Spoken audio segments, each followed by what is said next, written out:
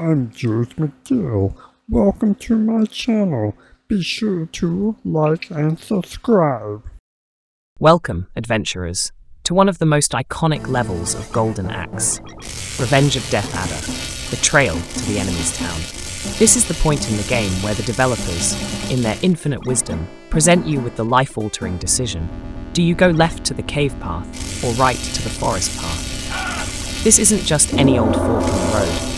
This is the moment that defines your future, your destiny, your entire reason for living. Or at least, it feels that way for a while. Let's break it down. The trail to the enemy's town is not just a path. It's a gauntlet of choice, combat, and some seriously questionable architectural decisions. This isn't the choose-your-adventure you'd expect from a cozy Sunday morning, no sir. This is Golden Axe, where everything tries to kill you. And even the most innocent-looking environments are actually traps designed to make you regret your life choices. First, let's take a look at the cave path. The moment you choose this route, you're greeted by darkness. The kind of darkness that feels like a bad 90s grunge music video. You can almost hear the distant strumming of an electric guitar, right? But it's not a grunge band playing for your soul, it's enemy forces hiding behind every corner. These enemies are so cleverly camouflaged in the shadows, you'll probably think, hey, this is kind of relaxing, only to have a skeleton pop out and ruin your life. Thanks for that, game. Now, here's the twist. To get through the cave path, you need to pull switches to light up the path. Because of course, we're playing a game where turning on a light is somehow an epic feat of heroism. What do you mean you don't have your flashlight? It's almost like these villagers have been living in constant darkness, just waiting for a bunch of muscle-bound heroes to show up and flip a switch for them. Oh, thank goodness, you're here to turn on the lights! You've saved us! Really?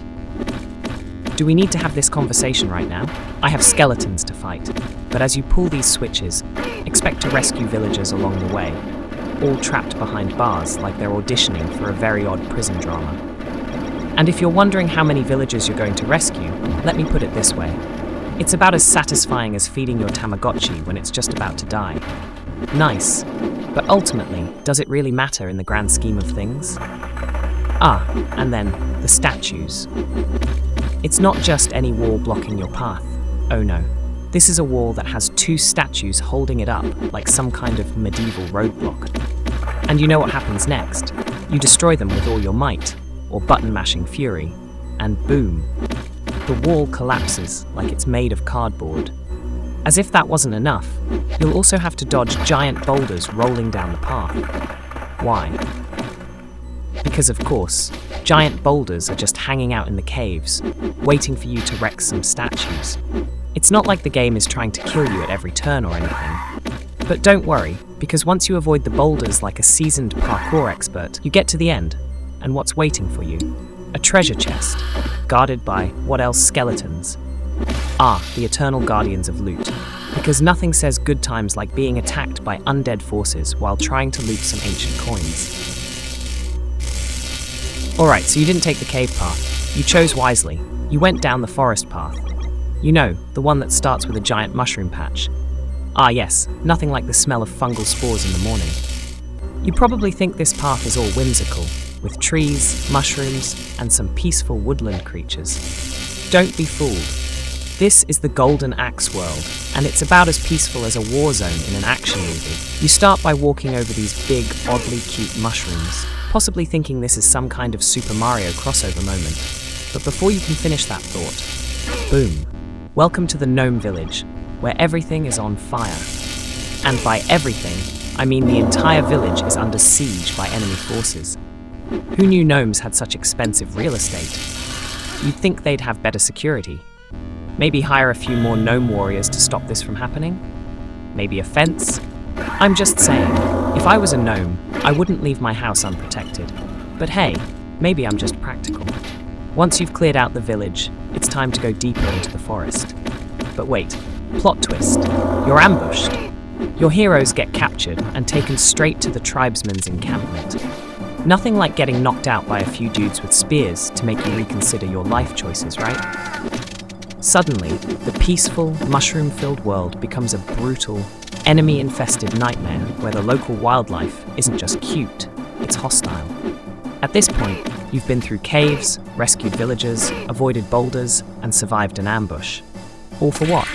To be led straight into the hands of more enemies.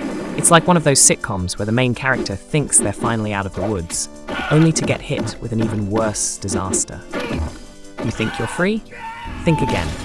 So, whether you're dodging boulders in a dark cave or fighting off angry gnomes, the trail to the enemy's town is a level that never lets up. It's a winding road of decisions, action, and treasure that may or may not be worth it.